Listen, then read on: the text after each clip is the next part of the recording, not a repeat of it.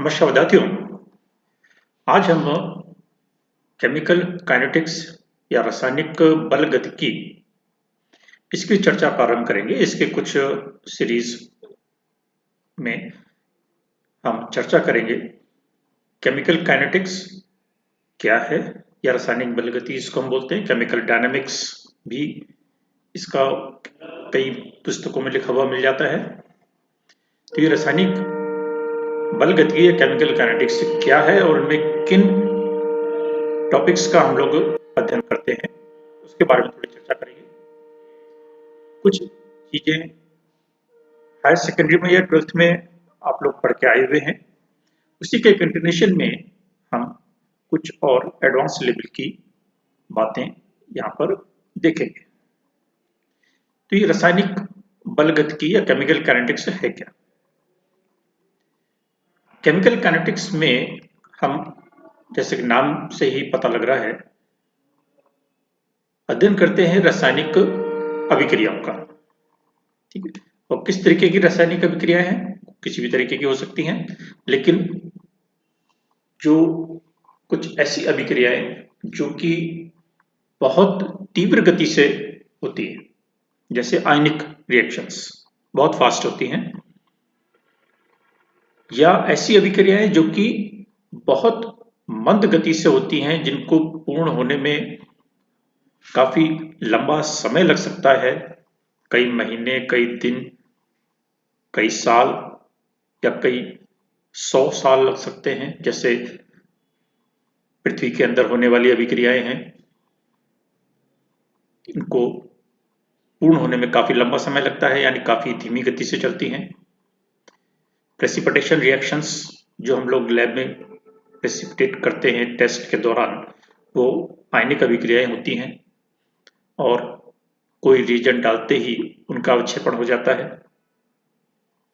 तो ऐसी अभिक्रियाएं जो कि बहुत अधिक तीव्र गति से चल रही हैं, या ऐसी अभिक्रियाएं जो कि बहुत मंद गति से चल रही हैं, इन दोनों ही प्रकार की अभिक्रियाओं का अध्ययन हम रासायनिक बल गति के अंतर्गत नहीं करते।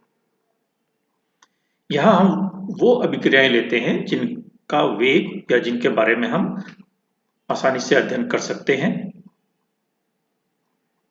और जो प्रयोगशालाओं में आसानी से संपन्न कराई जा सकती हैं।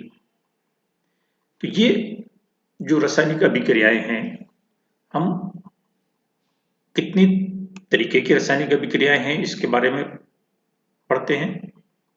उन अभिक्रियाओं का वेग क्या है, क्योंकि कुछ अभिक्रियाएं जल्दी पूर्ण हो जाती हैं, कुछ अभिक्रियाएं देर से पूर्ण होती है। तो इसका तात्पर्य है कि उन अभिक्रियाओं के होने की गति भिन्न भिन्न है।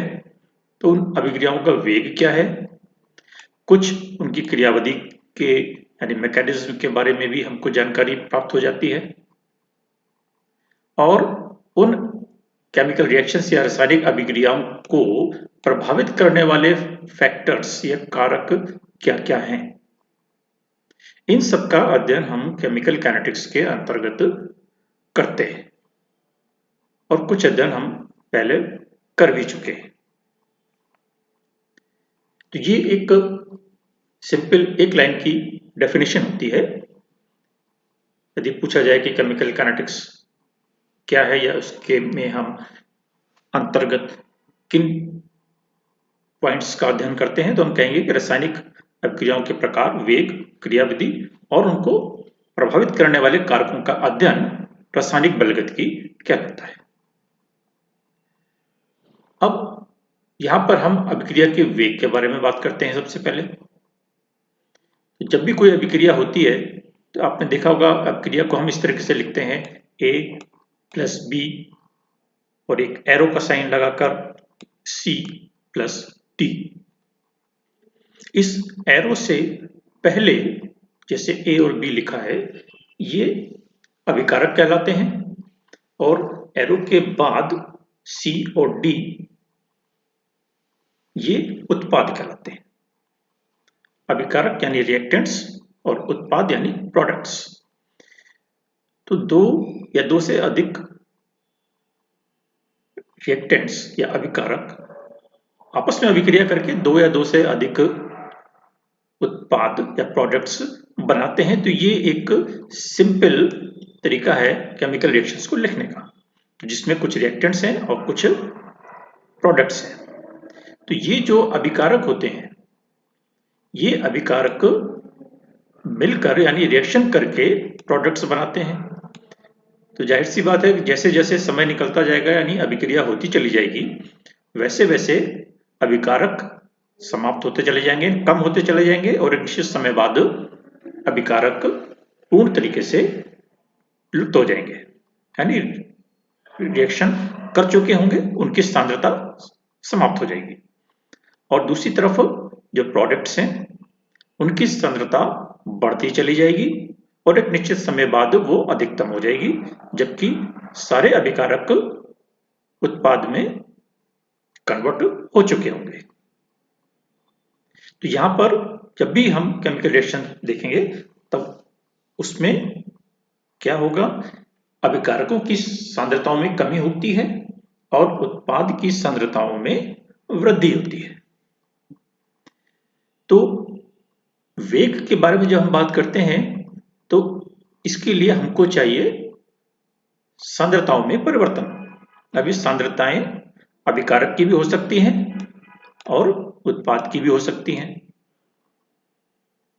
तो अभिकारक या उत्पाद की सांद्रताओं में परिवर्तन, और यदि हम स्पष्ट करें तो क्योंकि अभिकारक की सांद्रताओं में कमी हो रही है तो इसलिए हम कहेंगे कि अभिकारकों की सांद्रताओं में कमी डिवाइडेड बाय समय अवधि।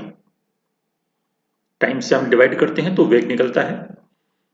इससे सिंपल रूप से हम फिजिक्स में वेग पढ़ते हैं तो दूरी बटा समय, ये वेग निकल जाता है। तो उसी तरीके से अभिकारकों की सांद्रताओं में कमी और कितने समय में वो अभिक्रिया पूर्ण हुई है या हमने अध्ययन किया है वो समय अवधि, ये अभिक्रिया का वेग निकालता है। दूसरी तरफ यदि हम उत्पाद की सांद्रता लेकर चलें तो क्योंकि इसकी सांद्रताओं में वृद्धि हो रही है तो इसलिए उत्पाद की सांद्रता में वृद्धि और समय अवधि से भाग दे दें तो ये अभिक्रिया का वेग बता देता है।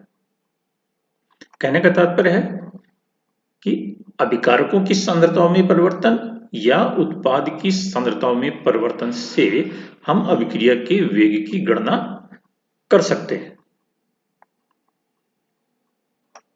अब जैसे यहां पर लिखा A प्लस बी बराबर C प्लस डी, तो यहां A एक अभिकारक है, B दूसरा अभिकारक है, C एक प्रोडक्ट है और D एक प्रोडक्ट है, यानी दो रिएक्टेंट्स हैं, दो प्रोडक्ट्स हैं। तो टोटल 4 केमिकल्स हो गए या रासायनिक पदार्थ हो गए। तो इन चारों में से हम किसी भी एक की सांद्रता में परिवर्तन से अभिक्रिया का वेग निकाल सकते हैं। अर्थात A में सांद्रता में परिवर्तन या B में सांद्रता परिवर्तन या C में सांद्रता परिवर्तन या D में सांद्रता परिवर्तन, किसी से भी हम अभिक्रिया के वेग की गणना कर सकते हैं। अंतर क्या है कि A और B की जब हम बात करेंगे तो क्योंकि इनकी सांद्रताओं में कमी आ रही है तो इसलिए हम यहां पर माइनस का साइन लगाएंगे, क्योंकि समय के साथ इनकी सांद्रता में कमी आ रही है। तो ये प्रोडक्ट जो dc अपॉन dt हम निकालते हैं ये नेगेटिव निकलेगा और वेग क्योंकि पॉजिटिव होता है तो इसलिए हम इसके आगे नेगेटिव का साइन लगाएंगे। और C और D उत्पाद हैं, इनकी सांद्रताओं में वृद्धि हो रही है इसलिए हम यहां पर इसको पॉजिटिव रहने देंगे। तो हम A, B, C या D किसी भी सांद्रता में परिवर्तन से अभिक्रिया का वेग ज्ञात कर सकते हैं। लिखना किस प्रकार होगा कि ये CA, C कंसंट्रेशन बता रहा है और A हमारा रिएक्टेंट बता रहा है, CB C कंसंट्रेशन और उसके नीचे यदि हम एक छोटा सा B लिख देते हैं तो वो अपने सेकेंड रिएक्टेंट यानी B की जानकारी देता है। तो A की सांद्रता में परिवर्तन या B की सांद्रता में परिवर्तन और इसको यदि हम समय से भाग देते हैं समय अवधि से तो वो अभिक्रिया का वेग बताएगा और हम निगेटिव साइन लगाएंगे उसको पॉजिटिव बनाने के लिए, क्योंकि समय के साथ अभिकारकों की सांद्रताओं में कमी आ रही है। तो जो न्यूमरेटर है वो हमारा नेगेटिव बनेगा, पॉजिटिव बनाने के लिए उसको नेगेटिव साइन हम पहले लगाएंगे। इसी तरीके से कंसंट्रेशन ऑफ सी या कंसंट्रेशन ऑफ डी, इसमें परिवर्तन से भी हम अभिक्रिया का वेग ज्ञात कर सकते हैं। तो किसी भी अभिकारक या किसी भी प्रोडक्ट की सांद्रता में परिवर्तन से हम अभिक्रिया के वेग की गणना कर सकते हैं। जैसे यहां पर देखिए अभिक्रिया ये है A into A, B into B. A एक अभिकारक है और ये छोटा a, स्मॉल a, उसके नंबर ऑफ पार्टिकल्स हैं, नंबर ऑफ एटम्स हैं, यानी कितने अणु अभिक्रिया में भाग ले रहे हैं। जैसे यहां पर आप देखिए 2NO2, तो NO2 तो एक मॉलिक्यूल हो गया और 2 इसकी संख्या हो गई। तो यदि ये एक सामान्य अभिक्रिया हम लिखते हैं जिसमें कि small a, b, c, d जो कि नंबर ऑफ मॉलिक्यूल्स को डिनोट करता है, तो ये एक सामान्य अभिक्रिया है। इसके लिए यदि हम अभिक्रिया के वेग को लिखना चाहें तो हम उसको किस तरीके से लिखेंगे?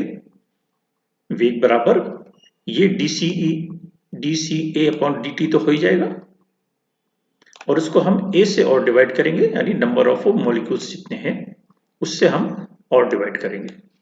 इसी तरीके से ये dCB अपॉन dt और इसको हम इसके नंबर ऑफ मॉलिक्यूल्स यानी B से डिवाइड कर देंगे, यहाँ C से डिवाइड कर देंगे, यहाँ D से डिवाइड कर देंगे, यानी जितने मॉलिक्यूल्स अभिक्रिया में भाग ले रहे हैं या उत्पाद में बन रहे हैं उनकी संख्या से हम डिवाइड करेंगे जिस अभिकारक या जिस उत्पाद की सांद्रता से हम अभिक्रिया के वेग को परिकलित करना चाह रहे हैं।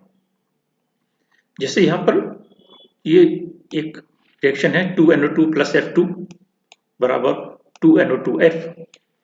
यहाँ 2 मॉलिक्यूल NO2 के और 1 मॉलिक्यूल F2 का ये अभिक्रिया करके 2 मॉलिक्यूल से NO2F का बना रहे हैं। तो हम इसका वेग कैसे निकालेंगे? NO2 यदि हम ले रहे हैं, सांद्रता में परिवर्तन यहां से हम निकालेंगे, देखिए ये ठीक है, यहाँ लिखा है D और ब्रैकेट लगाकर हमने लिखा है NO2। ये ब्रैकेट बताता है कंसंट्रेशन को। तो NO2 की सांद्रता में परिवर्तन डिवाइडेड बाय dt, और यहां क्योंकि उसके 2 मॉलिक्यूल्स भाग ले रहे हैं तो इसलिए हम इसको 2 से डिवाइड कर देंगे। तो ये हम अभिक्रिया का वेग निकाल सकते हैं। या F2 की बात करें, ये भी अभिकारक है, तो D ऑफ F2 यानी F2 की सांद्रता में परिवर्तन डिवाइडेड बाय dt, और ये उत्पाद है, उत्पाद के भी 2 मॉलिक्यूल्स यहां पर बन रहे हैं तो यहां पर हम उसको 2 से डिवाइड कर देंगे, क्योंकि हम अभिक्रिया का वेग किसी भी अभिकारक को किसी भी उत्पाद की सांद्रता में परिवर्तन से निकाल सकते हैं। और इनमें क्योंकि उनके नंबर ऑफ मॉलिक्यूल्स अलग अलग हैं तो इसलिए उसको समान बनाने के लिए हम उनके नंबर ऑफ मॉलिक्यूल से इसको डिवाइड कर देते हैं। तो ये जो समान अभिक्रिया इसमें हम लिखते हैं, जैसे ये लिखिए एक और A प्लस बी बराबर 2C। तो यहाँ पर A और B तो अभिकारक हैं जो कि समय के साथ लुप्त होते चले जाएंगे, और C उत्पाद है जो कि समय के साथ बनता चला जाएगा या प्राप्त होता चला जाएगा। तो यहाँ पर धीरे धीरे A लुप्त होगा, B लुप्त होगा और C बनता चला जाएगा। तो हम यहाँ पर कह सकते हैं कि A विलुप्त होता चला जाएगा तो उसकी दुगनी रफ्तार से C बनता चला जाएगा, या B विलुप्त होता चला जाएगा तो उसके दुगनी रफ्तार से C बनता चला जाएगा। अर्थात A के विलुप्त होने की दर और B के विलुप्त होने की दर ये दोनों तो बराबर हैं, क्योंकि हम यहाँ पर ले रहे हैं A का भी एक मॉलिक्यूल और B का भी एक मॉलिक्यूल।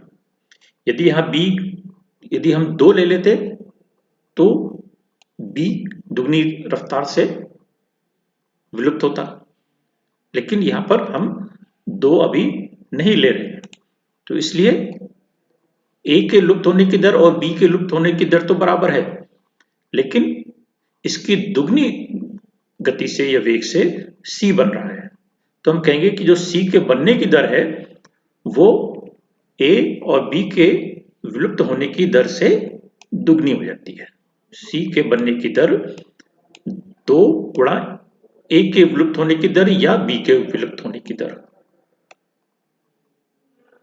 जैसे सिंपल इक्वेशन है हाइड्रोजन प्लस आयोडीन बराबर 2HI। यहाँ हाइड्रोजन का एक मॉलिक्यूल और आयोडीन का एक मॉलिक्यूल विलुप्त हो रहा है और 2 मॉलिक्यूल हाइड्रोजन आयोडाइड के बन रहे हैं।